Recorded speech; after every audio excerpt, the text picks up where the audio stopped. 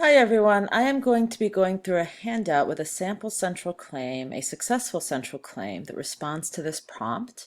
I'm going to read the claim aloud and then I will discuss how the claim is organized, why the claim is successful, and how you can use this example of both a central claim and the introduction in which the claim occurs to help you revise your own introduction. So let me just start by reading this aloud and then we'll unpack how it's organized. The United States is a country built on racism and white supremacy. White supremacy separates white working class people from people of color by designating all Europeans, regardless of ethnic or cultural differences, as white and superior to people of color. Though it seems as if whiteness should be a chosen identity since race is socially constructed, society assigns whiteness to all people of European descent. My essay will explore how whiteness erased my identity as a first-generation Italian-American immigrant. Yes, whiteness gave, and still gives, me many privileges and allows me to live free of racial microaggressions and racial discrimination. However, becoming white also robbed me of Italian community, history, and traditions. Examining my story reveals the larger pathology of American whiteness.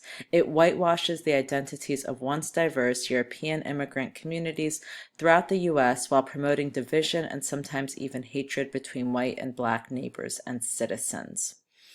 Okay, so that's the sample central claim. Let's take a look at how it's organized.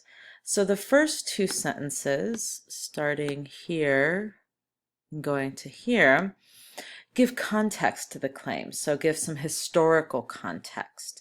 You want to do something like that for your introduction. It doesn't have to be exactly like this, but you want to give some kind of context to your claim. So your claim is going to be very specific. It's going to focus on your identity, but you don't want to open in that specific of a way. You want to open with the larger context. That context may be cultural, it may be historical, it may be societal, it may be intellectual. It may be, so essentially the context is thinking about the larger situation in which your very specific claim is located.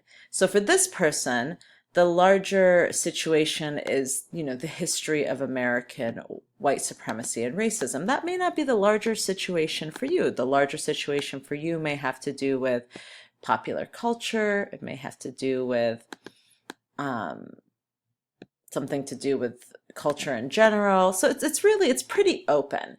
But one way to think about it is you want to give the reader some sense of the larger context in which your quote, not your quote, I'm sorry, the larger context in which your central claim occurs. Okay, then we have a transition sentence here, a transition between the context and the central claim. Though it seems as if whiteness should be a chosen identity since race is socially constructed, society assigns whiteness to all people of European descent. And the student here is not only transitioning to the claim, but also explaining how the claim is going to explore the complexity of identity and how it's going to explore it. And by complexity, I mean thinking about whether identity is chosen or assigned. Um, and thinking about how, although it may seem as if one identity is chosen, it is actually assigned. So definitely, you should keep the prompt in mind when you're writing the claim. Then after this transition, we have the claim itself. And the claim itself focuses on the intersection of whiteness and Italianness and how that intersection really poses challenges because one identity erases the other identity. Now that's this student's particular experience. That doesn't have to be, of course, the particular intersection you explore, but you do want to explore an intersection in your central claim of two specific identities and the kinds of issues that that intersection raises, the kinds of challenges that that intersection poses, and definitely also thinking about this question of chosen versus assigned identity and how an identity, how the conflict between an identity you've chosen for yourself, perhaps, and the identity that's been assigned to you, how that can create challenges.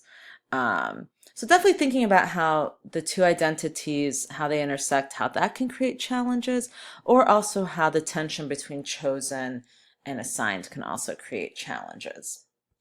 Okay, so this is the student's claim. Then what follows is a map of the subclaims. Another way to think of that is what follows is a map of how the student will support her central claim in the body of her essay.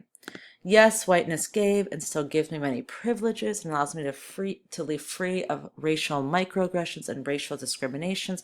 However, becoming white also robbed me of Italian community history and traditions. So based on this, I'm going to assume that the first body paragraph will be about white privilege and the privileges that she has as a white person.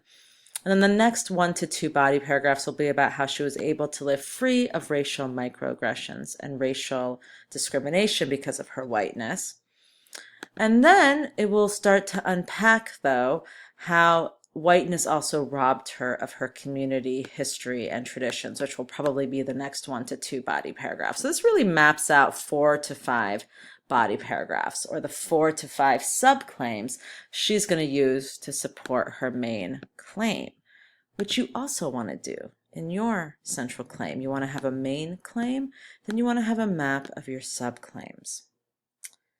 Then the last sentence of the introduction answers the so what question we've been talking about a lot in class. Essentially, the last sentence explains how this very specific claim about one person's very specific identity is relevant to people who are not herself. So one way to think about the last sentence of your central claim is that you can imagine the reader saying to you, well, so what? Why should this matter to me? Who cares? You're just one person, you with these identity issues. Why should I care about you as just one person with some issues with your identity? And then your last sentence answers that so what question. And the way that she answers it is saying how her particular story reveals something larger about American culture. So her particular story is an example of something bigger.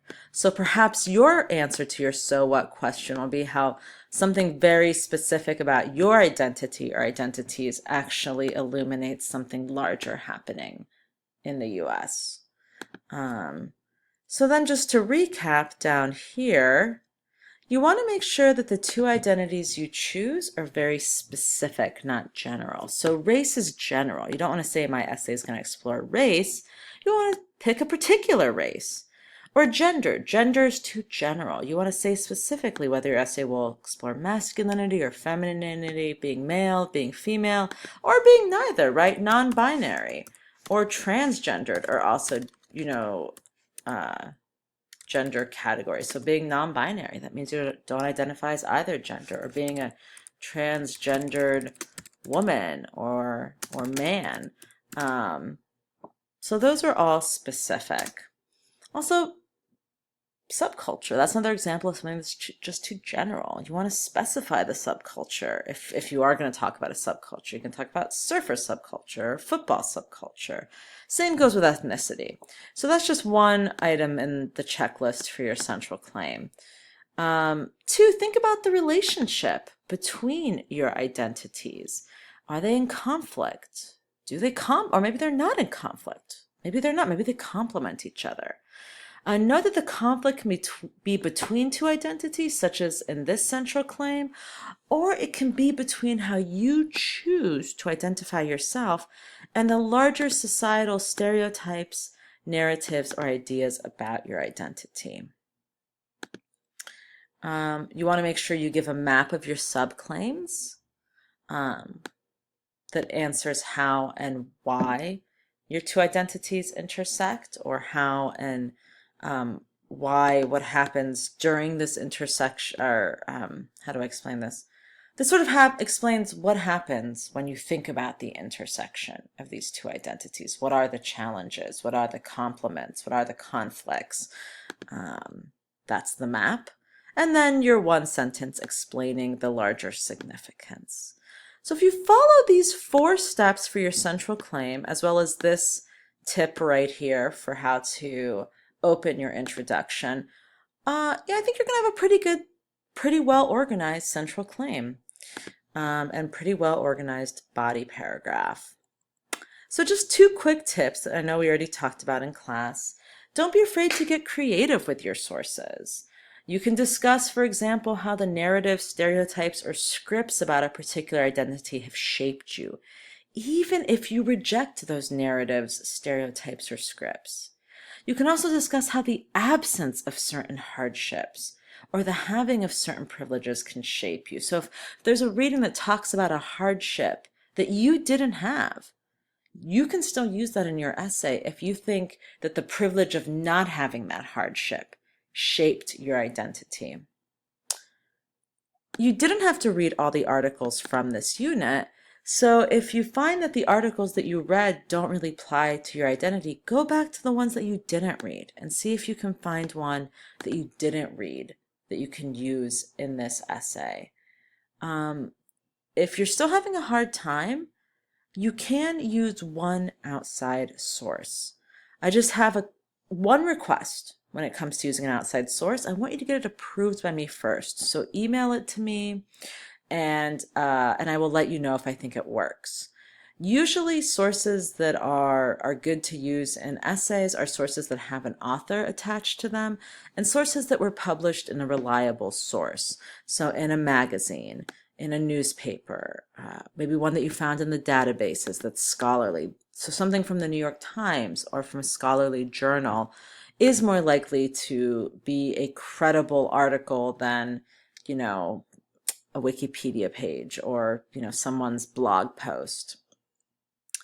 Okay, thanks so much. Bye-bye.